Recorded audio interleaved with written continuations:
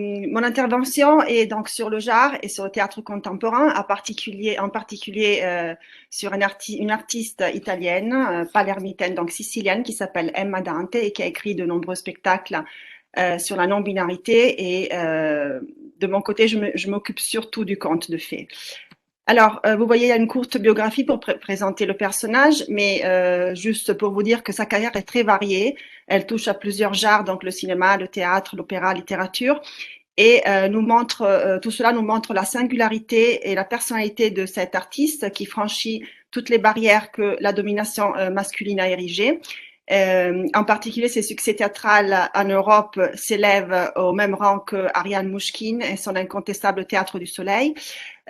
Du théâtre à ce niveau est malheureusement encore très rare en Europe et diriger une troupe, c'est en effet un peu comme diriger une entreprise et cela est considéré encore une affaire plus masculine que féminine. Alors, toutes les œuvres de Emma Dante se situent en Sicile et comme de nombreux artistes siciliens connus dans le monde entier, Emma Dante est ancrée dans son territoire. Sa Sicile est un pays de contraste, un pays archaïque, encore très patriarcal, mais ses personnages sont tous déchirés par deux forces opposées, une force interne, l'archétype donc, et une force externe, le stéréotype. La première force projette les personnages dans un monde imaginaire, matriarcal, et la deuxième les ancre à un milieu patriarcal et binaire.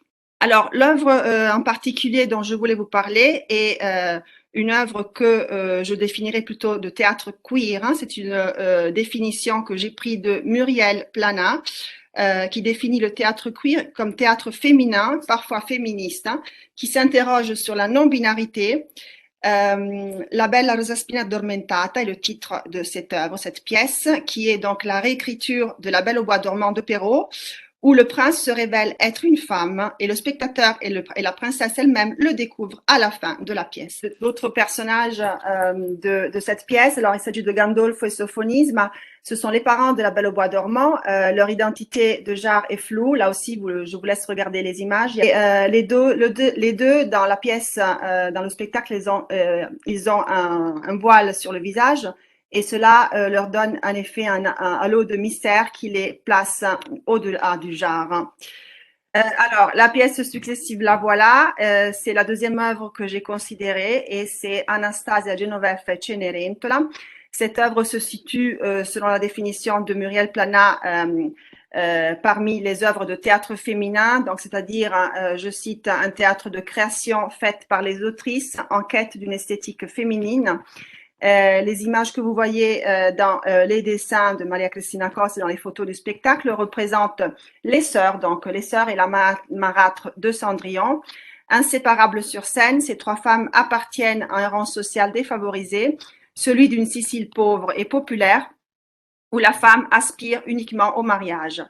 En effet, l'annonce du bal représente le climax de la scène.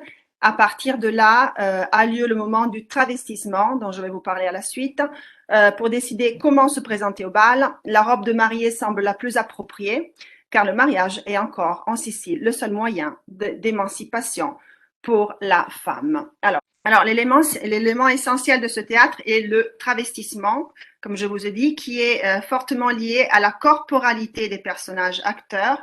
Le travestissement est un moyen pour s'affranchir des conventions de genre et aussi de milieu, des stéréotypes imposés par la société patriarcale binaire et attribués en fonction du rang social.